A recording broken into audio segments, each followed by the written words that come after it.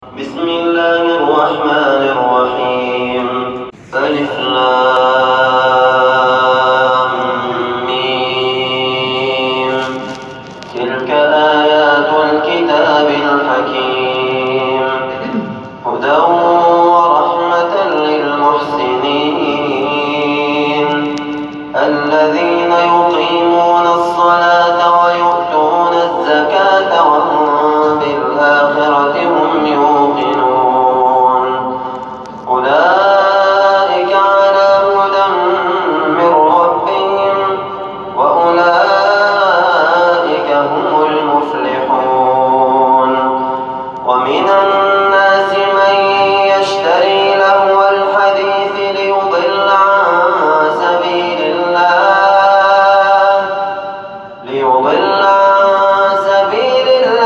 بغير علم ويتخذها هزوا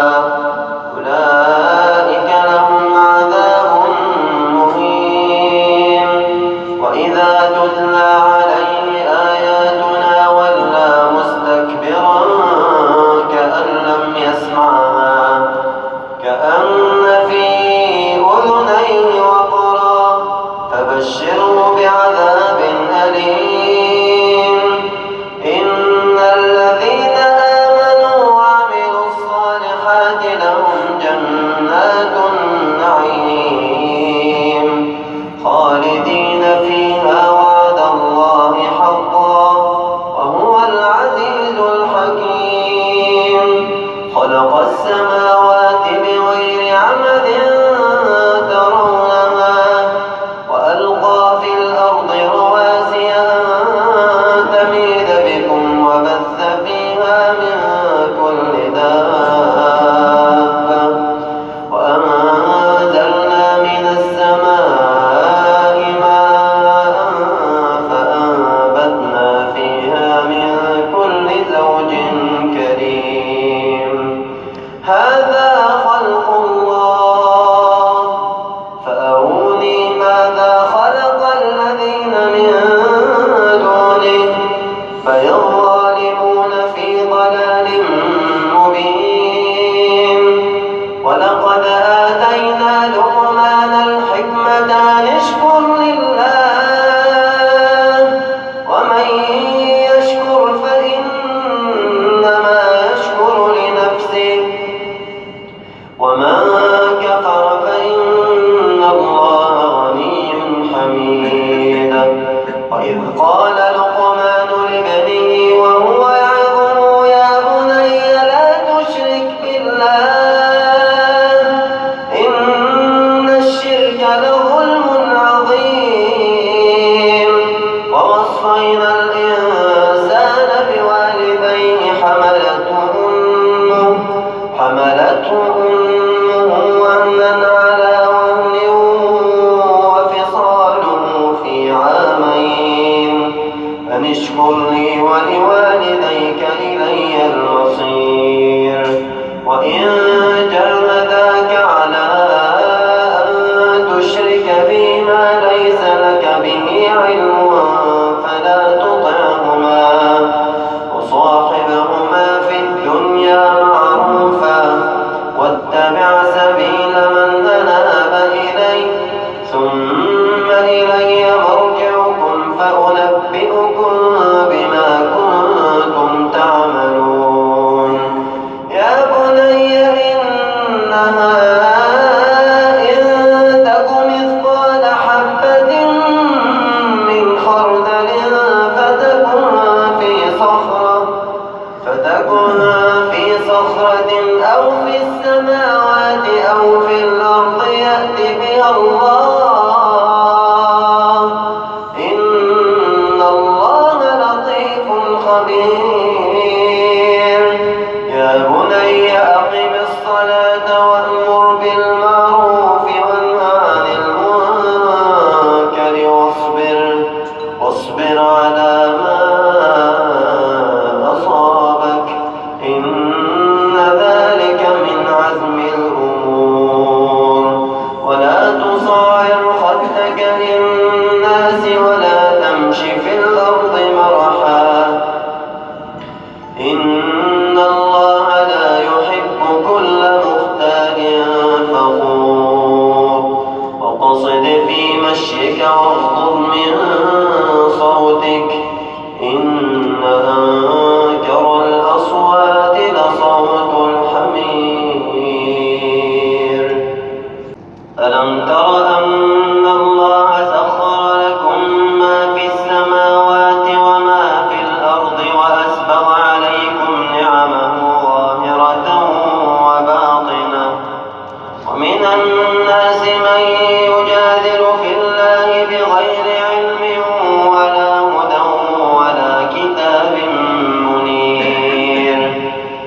وإذا قيل لهم اتبعوا ما أنزل الله قالوا بل نتبع ما وجدنا عليه آباءنا أولو كان الشيطان يدعوهم إلى عذاب السعير ومن يسلم وجهه إلى الله وهو محسن فقد استمسك بالعروة الوثقى وإلى الله عاقبة الأمور ومن كفر فلا يحزنك كفره إلينا مرجعهم فننبئهم بما عملوا إن الله عليم بذات الصدور نمتعهم قليلا ثم نضطرهم إلى عذاب غليظ ولئن سألتهم من خلق السماوات والأرض ليقولن الله قل الحمد لله بل أكثرهم لا يعلمون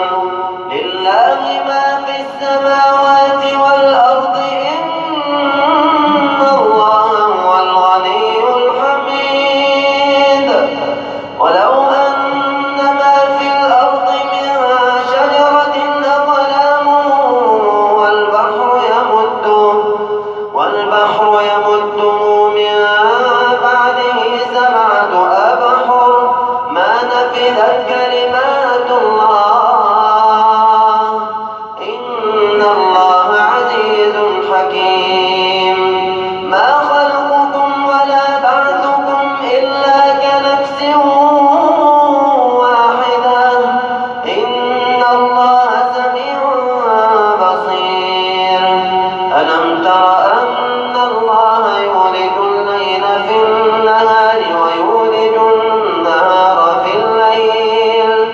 وسخر الشمس والقمر كل يجري إلى أجل مسمى وأن الله بما تعملون خبير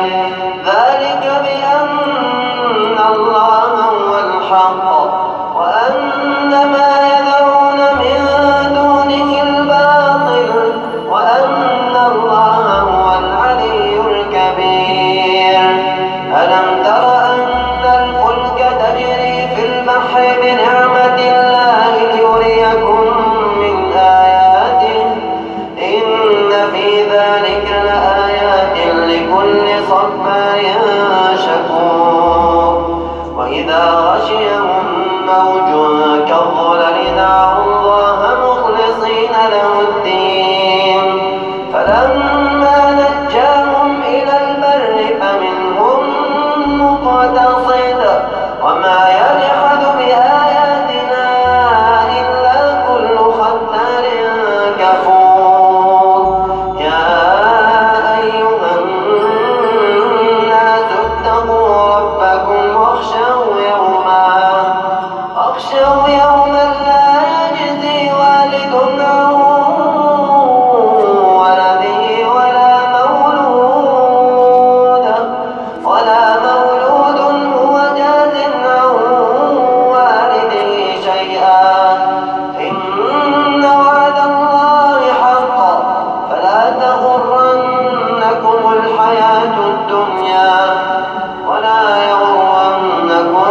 بالله الغرور إن الله عنده علم الساعة وينزل الغيث ويعلم ما في الأرحام وما تدري نفس ماذا تكسب غدا وما تدري نفس بأي أرض